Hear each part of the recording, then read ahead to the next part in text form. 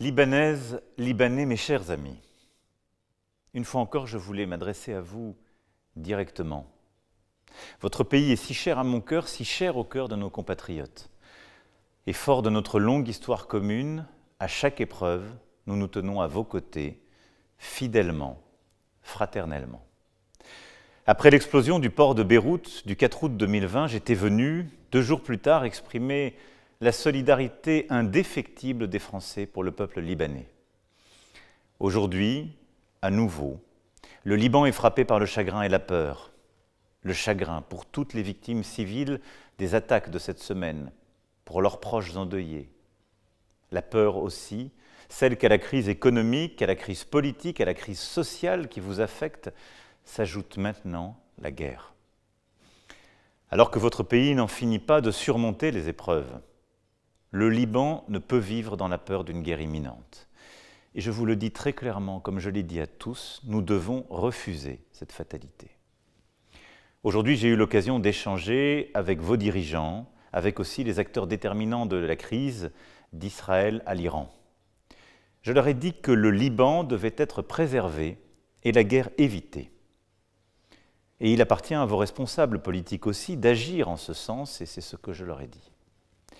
Un chemin diplomatique existe. Il est exigeant, et c'est celui que la France veut tracer pour le Liban avec tous ses partenaires.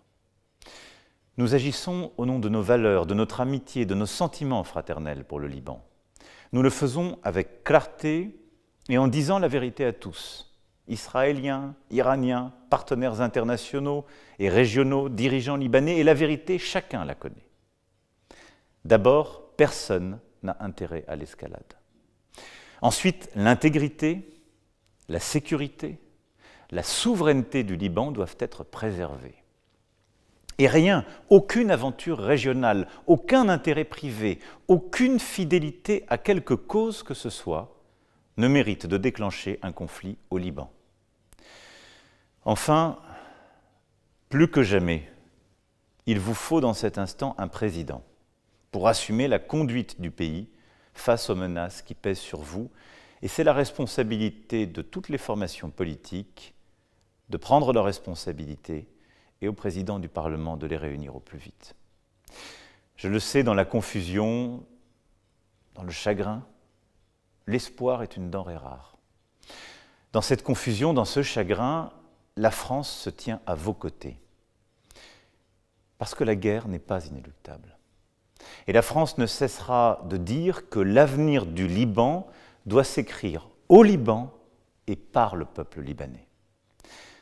Voilà, mes chers amis, ce que ce soir je voulais vous dire, et au nom de mes compatriotes, vous redire à nouveau notre amitié fraternelle, et vous dire que la France est et restera le garant de cette exigence et de cette espérance.